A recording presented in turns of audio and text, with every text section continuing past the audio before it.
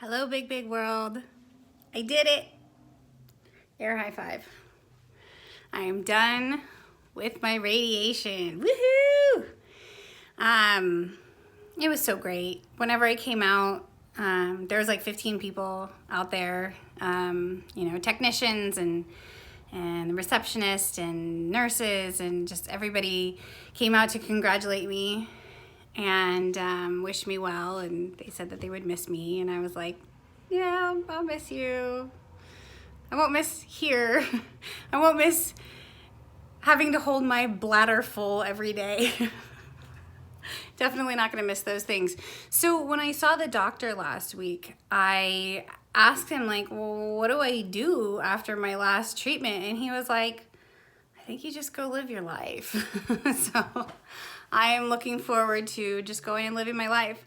So the plan is that I will see the radiologist again after a few months, and then I will see my oncologist surgeon 3 months after that. So it's kind of gets like staggered, where I'll check in with them and they'll do scans to just check to see if the cancer is coming back. And he said that basically if the cancer hasn't come back in 5 years, that they pretty much consider me cured. So it is kind of a, it's a different way to go through life.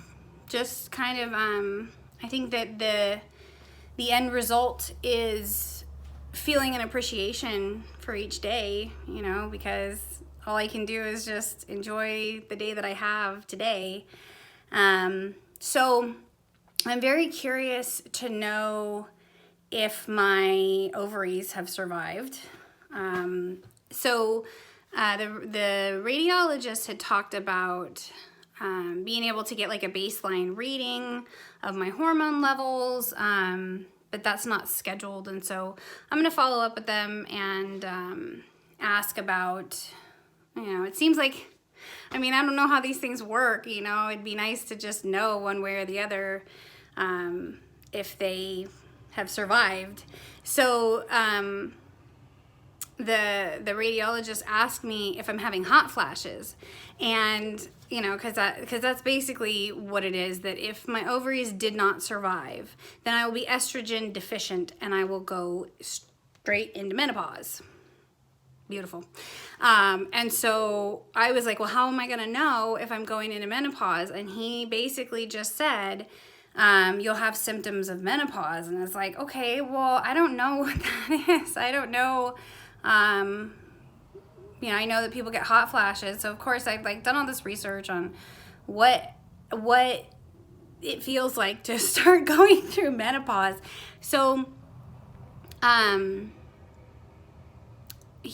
all that he asked me about was the hot flashes. And so now I'm like, it's the middle of summer right now. And so I'm just like, am I having a hot flash? Am I having a hot flash? Or is it just hot? And then, yesterday going for a bike ride, and I went for a bike ride this morning too.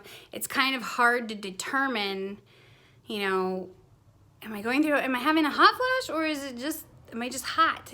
So I think that I got to just kind of get out of my head. I get myself all psyched up thinking that I might be having a hot flash. But, it's really cool that I can just send messages to my doctors, So I'm just going to ask them, is there a way for us to know definitively one way or the other if I still have functioning ovaries right now? But they're so great. They're really responsive and attentive. And so the staff, they all signed a balloon for me today with words of encouragement and congratulations. And I got to ring this bell that people ring whenever they get done. And I feel like I'm graduating from high school. It's such an accomplishment, and also saying goodbye to so many people that have been, daily in my life for the past, some time. It's been 6 solid weeks where I'd see these people 5 days a week, and so it's just it's almost like, what am I gonna do with my mornings, you know, now that I don't have to go to the doctor 5 days a week. So I'm sure that I will find good use of the time.